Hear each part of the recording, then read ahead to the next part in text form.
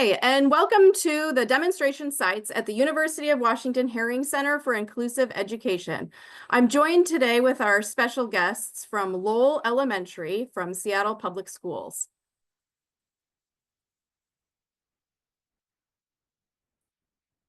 First, the University of Washington and Seattle acknowledge that all our lives and work exist on the unceded lands and waters of the first people of Seattle, Lashute-Seed-speaking peoples, the Duwamish, and Coast Salish peoples, who are stewards of the land since time immemorial. We honor with gratitude the land itself and the many Indigenous peoples who continue to thrive in this place, alive and strong. I'd like to start by giving some context for our partnership. The UW Herring Center has been contracted by OSPI since 2019 and is a member of the Inclusionary Practices Technical Assistance Network. The IPTN is an intentional collective of technical assistance and support providers working together in partnership with OSPI and WestEd to increase inclusionary practices across Washington State.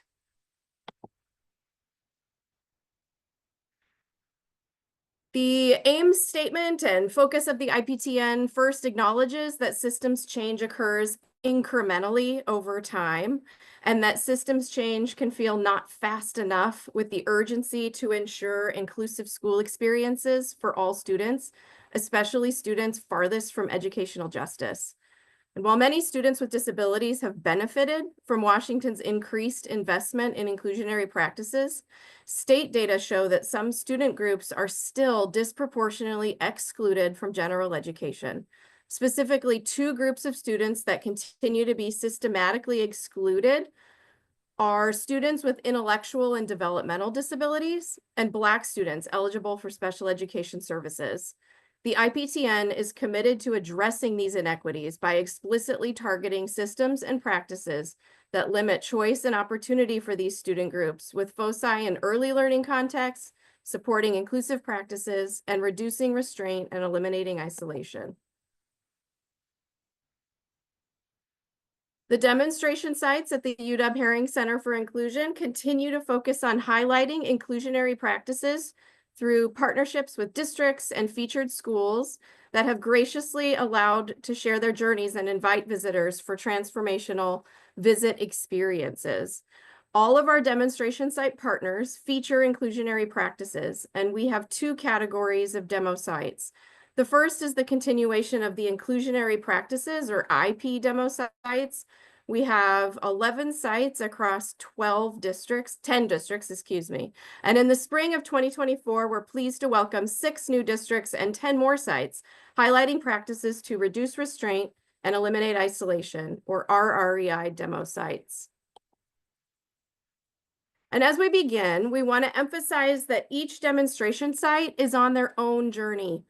No two visits are the same. No two sites are the same. Thus, high leverage moves align to individual school cultures and individual school priorities. And for schools to have lasting impacts, district scale and sustainability are critical.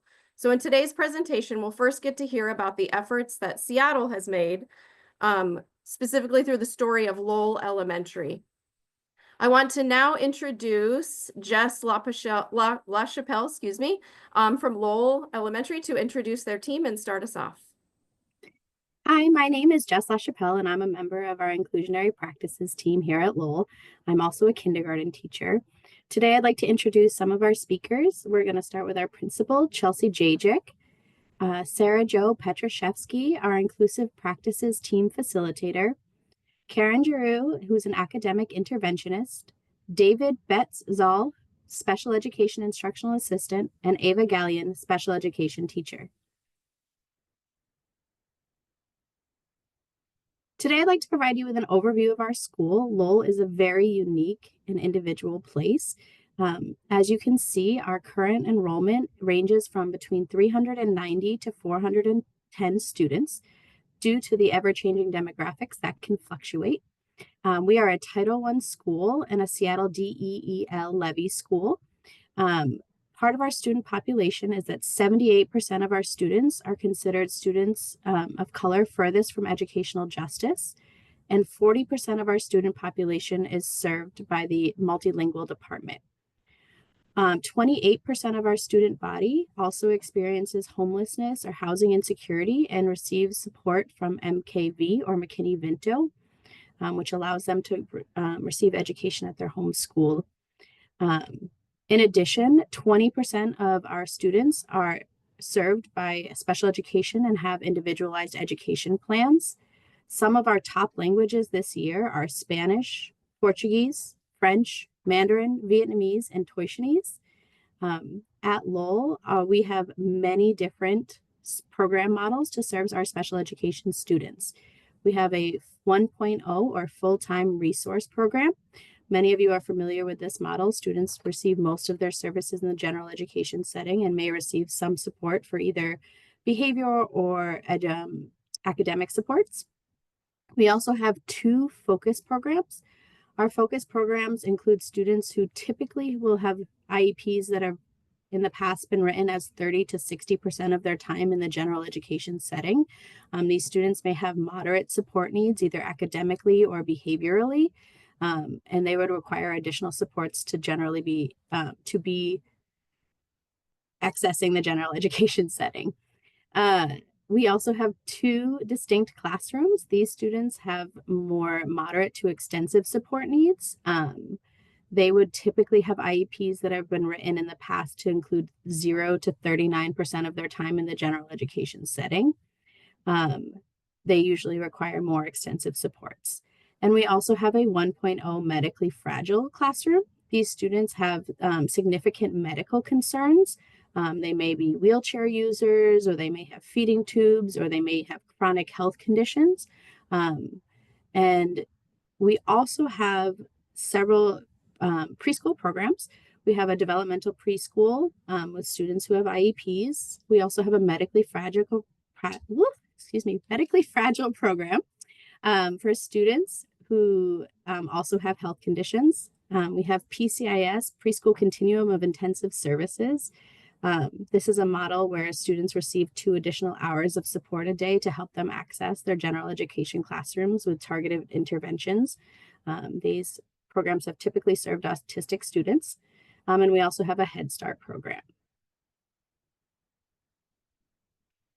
Our journey to inclusion at Lowell has taken place over the course of several years. Beginning in the fall of 2022, we began with a mindset shift towards the idea of collective efficacy and the belief that we can do more when we all put our brains together, and that our students belong to all of us. During this time and mindset shift, we began working intensively on our intervention push-in models and making sure that students were receiving services in their classrooms. We worked on having aligned lesson plans and having 30 minutes of small group readings across all grade levels. In spring of 2023, we began our partnership with NOVAC, and we began working on UDL, Universal Design for Learning. We walked through with this program how to align our curriculum and our services to provide opportunities for all students to access it. It also allowed us to go to different schools and observe what schools were doing already in their inclusion practices. In fall of 2023, we launched our WIN block, which stands for What I Need, where every student has access to a specialized instructional time, whether they may be receiving reading or math interventions. It's something that specifically is targeted to what that student needs. We also continued our work with NOVAC and focused on having clear learning objectives and success criteria. In spring of 2024, we started thinking about flexible methods. How can we adapt what we're doing so that we are getting the same output from students, but maybe in a different way, that all students can show us their learning in whatever way they can best. We started developing a look for tool and having more release days to go over data and to see the progress that we are making, and to continue to fine tune our practices. We also began working with GLAD and guided language acquisition, and having other strategies to help our MLL learners. In this fall, we began again focusing on our co-teaching partnerships, having inclusion checklists, having a lesson plan hub so that all teachers in the building could see any classroom's lesson plans at any time, which has been really helpful for students who are pushing in to know what is being taught. Um, Coming up, we're going to have more GLAD demonstrations. We're going to continue our work with release days, and we are going to have our IPP demo site launch. Because of our diverse population at Lowell, we have been very invested in these inclusive practices.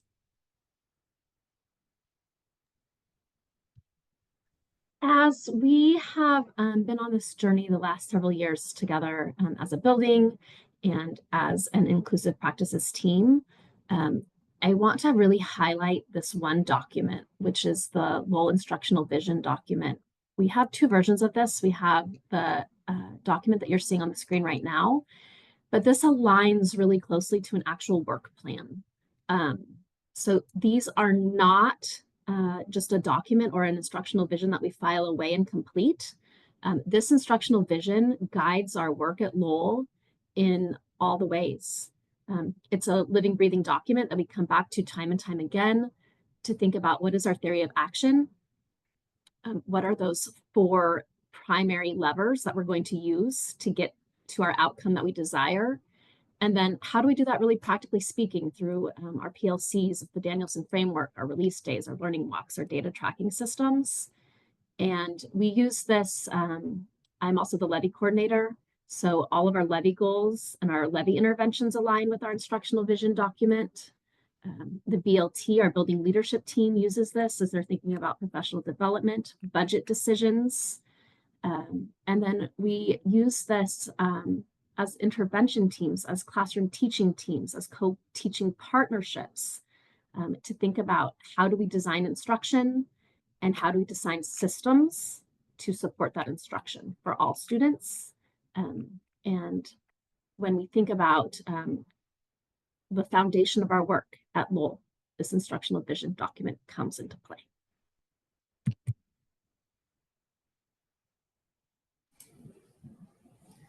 So over the course of the next few slides, we're going to talk about some of our leadership focus areas. And when I think about leadership, I'm thinking about not only administrative leadership, but also the leadership of this team, our inclusive practices team, our building leadership team, our PBIS team, our intervention teams. We're all working together to keep this work moving forward. So the first is the area of collective efficacy. Jess spoke to that just a moment ago. I'll go a little bit deeper. Collective efficacy refers to our staff's shared belief that we can work together and take actions to improve outcomes for our students. We really do believe that together we can achieve more.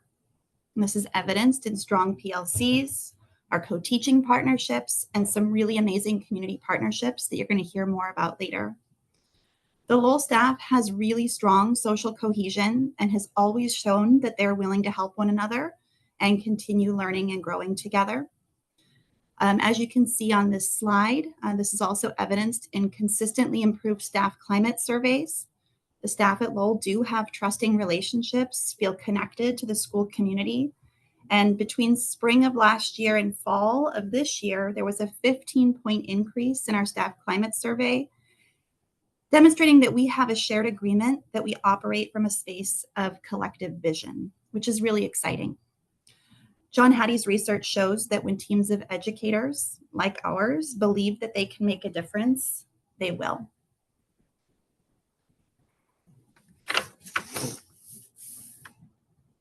We could talk for quite a while about our intentional scheduling and the multiple schedules that we're operating from each and every day. But over the past few years, we really do continue to do more and more and more to create adult schedules, tutor schedules, student schedules that maximize time for adult collaboration, and also for as much time as possible that supports students receiving instruction in small groups or one-to-one in the general education setting.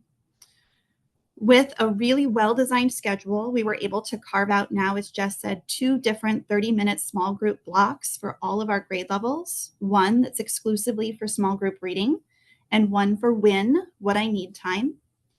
During that WIN time, not only are students focused on intervention, pre-teaching, and reteaching, but it's also in a time for us to go above and beyond and extend the learning for the students who are ready. Something that we celebrate from this school year is that now all of our co-teaching partnerships also have designated co-planning times together, which makes our ability to co-plan much more possible.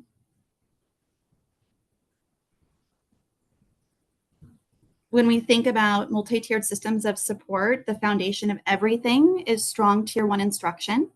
And one of the ways that we've been able to improve the ways we go about that is through Universal Design for Learning and our work with Novak Education. Jess mentioned that we're focused on 3 different things: clear learning objectives with success criteria, flexible methods, along with collaboration and community. When we adhere to the Seattle Public Schools adopted curriculum and we think about universal access, we have found that more and more students are able to participate in the general education setting. So for example, on this slide, you can see a couple of illustrations of that. Students who use assistive technology are being supported in the general education classroom. There's an evidenced picture of GLAD, a world map, students receiving background knowledge about the science unit that they're about to begin in 2nd grade, and also students receiving really complex writing instruction with scaffolded graphic organizers, clear learning objectives in 5th grade. And something else that really matters to us at Lowell is transparency. We are teaching literally and figuratively with our doors open. Others have mentioned that we have a shared lesson plan hub. So on any given day, any one of our educators, whether it be a special educator, a multilingual educator, a tutor, a general education teacher, a substitute teacher, all of our lesson plans are transparently housed on that lesson plan hub. But it goes so much more than that. And some of the pictures on the screen illustrate that well. At the top of the screen, you can see our 3rd grade team engaged in a PLC on a release day. We were actually at another school site that day observing 3rd grade reading instruction and then looking at our own data to inform next steps. So thinking about how can we move forward as a team, as a collective, and making modifications to how we approach particular lessons. At the bottom of the screen, you can see that a district mentor, a literacy coach, had come into one of our classrooms to demonstrate a lesson in front of a large team of us. And that large team observing the lesson included assistant principal, literacy coach. It also included special educators and multilingual educators. So we all had access to that common learning experience, which helped us plan forward together. And then, of course, we have just lots of opportunities for teams to come together, not only across their grade level, but that last photo includes all of the teachers who were new first-year teachers with the teacher leader cadre last year, helping support and mentor and encourage along the way when we think about things like report cards, parent-teacher conferences, field trips, and all of the things. You can see that this is a staff that really does work together to support one another and are willing and eager to share practice with one another.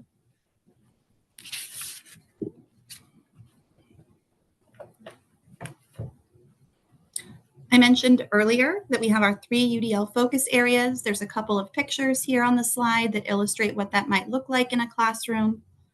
A slide with learning targets and success criteria for math, a GLAD narrative input chart that's presenting content from our CCC, our district adopted reading curriculum, and collaboration and community. You can see in that example, not only are students having the opportunity to turn and talk, think, partner, share, but also relate the content that they're about to learn to their own personal experiences as it relates to immigration. And then we also have some intentional scaffolds built in there for language support.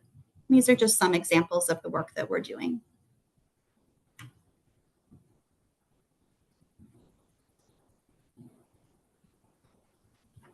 few more pictures of clear learning objectives and success criteria.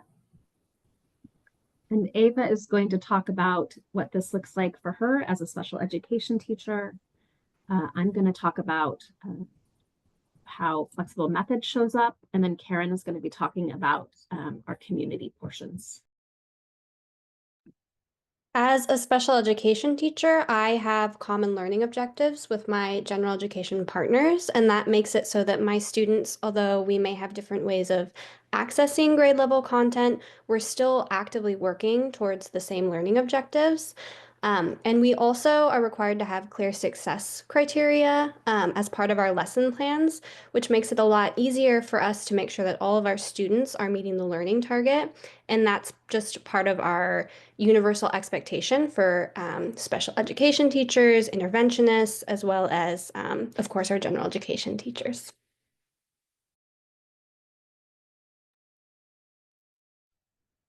We talked earlier about the inclusive practices team and some of the work that we have done throughout the last several years as we have moved more and more to our UDL work that can support all learners. And as a team, one of the things that we did very early on was to think about the 10 look-fors for a universally designed lesson and decide at Lowell what were the most important things for our community and our students as we started to dig deeply into this work. So the first thing we chose was clear objectives, as Ava just talked about. You can't plan for clear instruction until you have that in place. The second thing we chose was flexible methods. And as a team, we went back and forth. Flexible assessment, flexible methods, like what was going to be the most important for us as learners and as improving student outcomes. And we really decided together that flexible methods encompassed a lot of the things that really matter to us and that valued in our work. So when you have flexible methods, meaning technology, ways of demonstrating understanding, multiple languages, access points, building schema, guided language acquisition strategies, as you see in these pictures here, use of AAC devices, all of those different flexible methods that we could bring into our instruction, we realized that we would have more powerful student outcomes. And we have seen that informally in classroom observations and walkthroughs, but also in increased student engagement. And when we have had these flexible methods, then we've been able to design more flexible assessments as a result. And that has been a powerful instructional lever for us. Our school follows a PBIS model, PBIS standing for Positive Behavioral Interventions and Supports. Our mascot is the Lowell Dragon, and we teach our students to follow CREST expectations, with CREST standing for caring, responsible, engaged in your learning, safe. That's terrific. Visuals are posted around the school to demonstrate to students what CREST behavior looks like in different parts of the building, featuring pictures of our current students. Our PBIS and SEL teams work to reinforce these expectations through assemblies and ongoing lessons. Staff members carry dragon tickets that they hand out to students throughout the day when they catch them following CREST behaviors. The students then place these tickets in their classroom's CREST hundreds chart, and when the class fills up their whole chart, they get to have a class celebration and add a dragon scale to our dragon ball. We have monthly school-wide assemblies that feature star students who have demonstrated CREST behaviors, and they receive certificates. Students from all educational settings receive these awards. And as you can see, sometimes Christopher the Dragon, a staff member wearing the dragon costume, will visit classrooms and appear at school-wide events.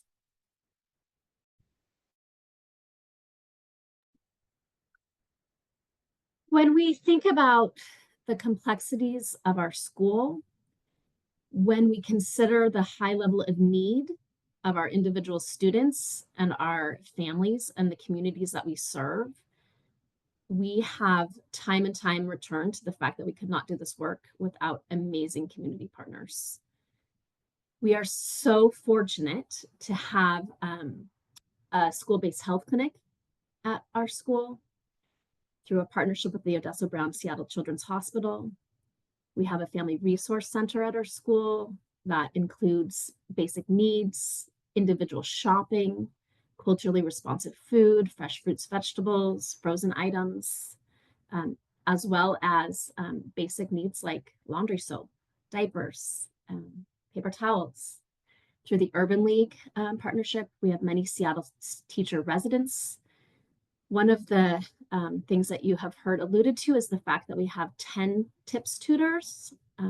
That is through a CBO called Tutors Impacting Public Schools that help to support this work. Partnerships with the University of Washington, like the Herring Center. And then continually, we are seeking to find other partnerships that can support all of this work in a variety of ways, including faith organizations in our neighborhood, nonprofits, professional sports teams like the Kraken, and then for-profit neighbors of ours like Windermere, banks, law offices. And this takes a lot of work to build these partnerships and these relationships, to share the story of Lowell and our students. And they have given us so much that we have benefited from these partnerships as well. And I'd like to think that they have benefited from getting to know our story and our students and our families. We are the school that is the heart of downtown Seattle. And so it is a powerful, powerful experience to build these community partnerships and to live in community with each other as we seek to serve all students' needs. Here are just a few pictures. You'll see the One Roof Foundation donated a large amount of funding to our Family Resource Center. You see basic hygiene bags from a local church. Every Friday, we partner with the University Food Bank to feed all of our students for the weekends. And then in our school-based health clinic, we serve a variety of needs through that partnership. Vaccinations, vaccine clinics, pediatric care, autism screenings, basic well child checks, mental health supports, family engagement, and dental screenings. I'm going to turn it over to David now, who's going to share a brief snapshot of what inclusion at Lowell might look like. Thank you, Sarah Jo. I'm going to walk you through a part of a composite fictional Scholars Day here at Lowell. Sometimes our scholar will be represented by stuffed animals, sometimes by the backs of real scholars, and sometimes she'll be left up to your imagination. Roberta is a Lowell scholar who receives special education services. She spends most of her time in her general education classroom, often with support from a second adult to support her learning or provide specially designed instruction. Roberta comes in early today. She and her parents have an appointment at the Family Resource Center and the school-based health clinic. First stop, the Family Resource Center. They pick up household supplies, groceries, and clothes that they need. Roberta and her family arrive at the school-based health clinic. Roberta's teachers, meanwhile, are meeting before school, comparing data, and planning how to coordinate their goals and methods to best serve Roberta and Lowell's other scholars.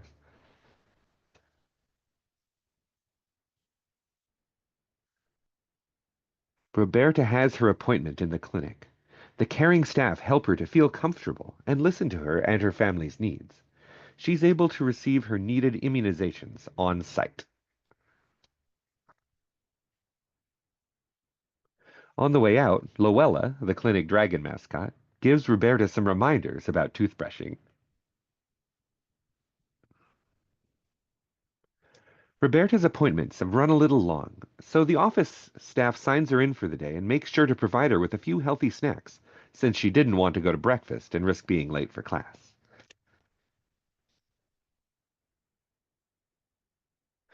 Roberta arrives, and her teachers are happy she's there. Throughout the morning, her teachers co-teach and support her class in a variety of ways, responsively monitoring student learning and behavior. The Lowell team works in teams and PLCs to align their learning objectives and differentiate to address scholars' needs. Adult schedules are set up so kids have as much access to small groups and one-on-one instruction as possible.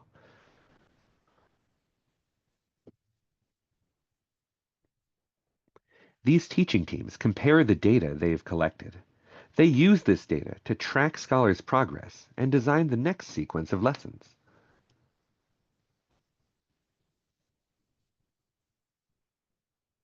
Roberta goes to her writing small group.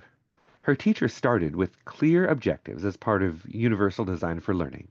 He also designed a graphic organizer to scaffold her paragraph writing. Her classmate uses an iPad to support with translation.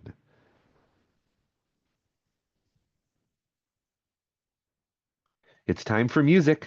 Roberta arrives early and gets permission to play on the piano until the rest of the class arrives. When the other scholars get there, they use boomwhackers to make music together.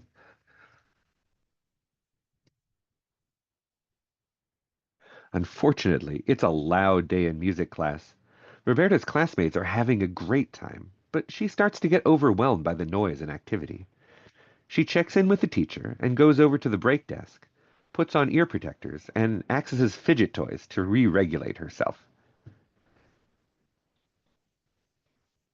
Meanwhile, building administrators and counseling staff are working hard wherever they can find the time to build relationships with community partners and secure resources for our students.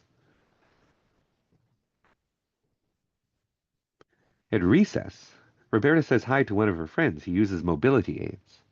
Aspire staff supports students to move and access their learning. Lowell's play structure was designed with children who have disabilities in mind. Lowell recesses are a time to connect with peers across grades and programs, and often include music and dancing on Wednesdays.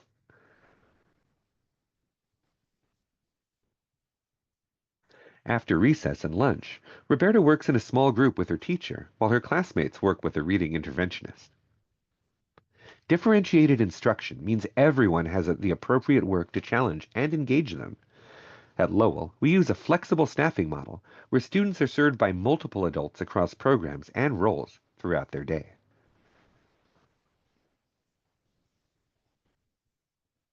Roberta and some of her classmates use devices to help them learn and communicate, such as AAC, Augmentative and Alternative Communication, talkers. Teachers work hard to include different modes and methods of learning and communication.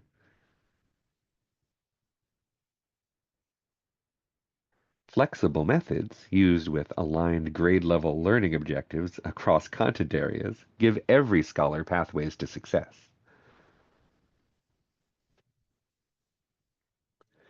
Teachers, specialists, and other school staff use a variety of tools and processes to track student learning and plan how to best engage students and to meet their needs. Roberta sometimes gets overwhelmed during the day. Lowell uses a variety of strategies to help scholars manage their feelings and regulate themselves. The sensory room is a place where students can have scheduled, individualized sensory experiences, either self-guided or planned with staff. Most classrooms also have quiet corners or break areas. In Roberta's classroom, she helps a friend play a number game during her win what I need time. Roberta already knows many of her numbers, but working together with this other scholar helps Roberta to cement her own learning as well as build social connection. Afterward, they read together. They read differentiated books about similar topics, but they're both working towards increasing their fluency.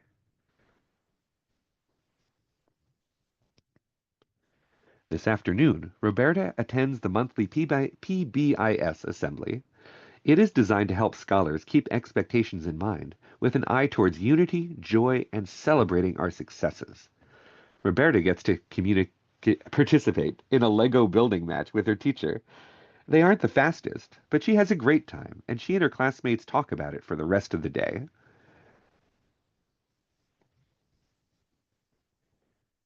It's time to go home. Roberta and her classmates climb the stairs, heading to the front door. On the way, they pass Lowell tiles, a legacy of previous years' scholar artists. Scholars come, create, play, thrive, grow, and move on. Such is the nature of the school. Tomorrow, Roberta and her friends will be back for more learning and memory making together.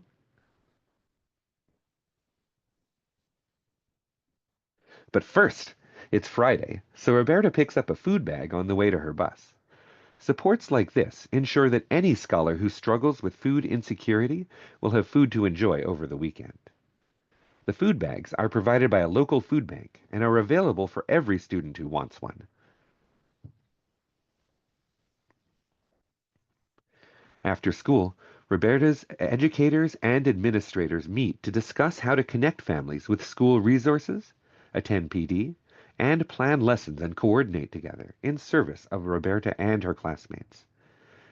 This is a staff of lifelong learners who are exceptionally dedicated to making sure this school is as successful as possible for its scholars and families.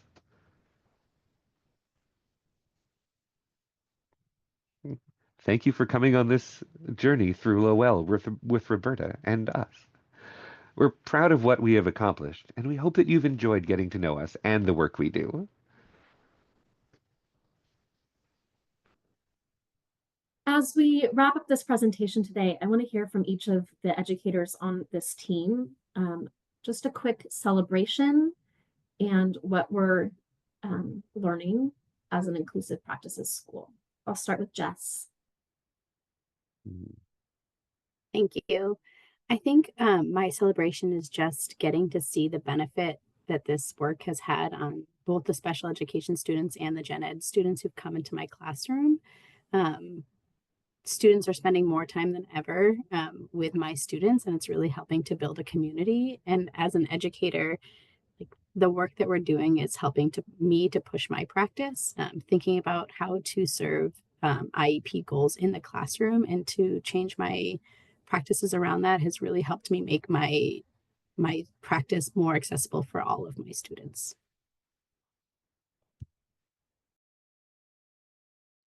Ava. One thing that I just absolutely love about Lowell is just the collective efficacy and just how everybody is on board for this work. Nobody is saying that they don't want to participate in inclusion or UDL, and so that's something that has been really enjoyable to see. And I love the fact that I'm treated as a special education teacher as an equal amongst my general education peers, which is really exciting for me because oftentimes special educators are sometimes on the outskirts, and I don't feel that way at Lowell. So that's something that I would like to celebrate. Karen.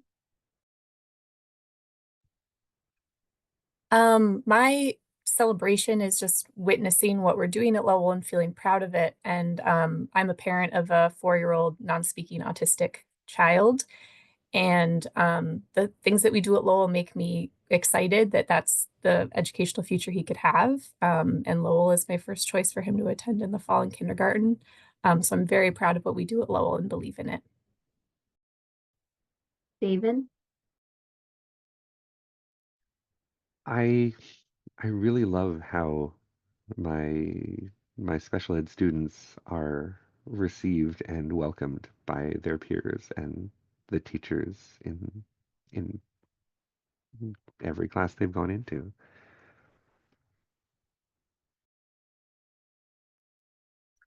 I think when I think about the celebrations this year specifically, I think about the transparency that Chelsea talked about.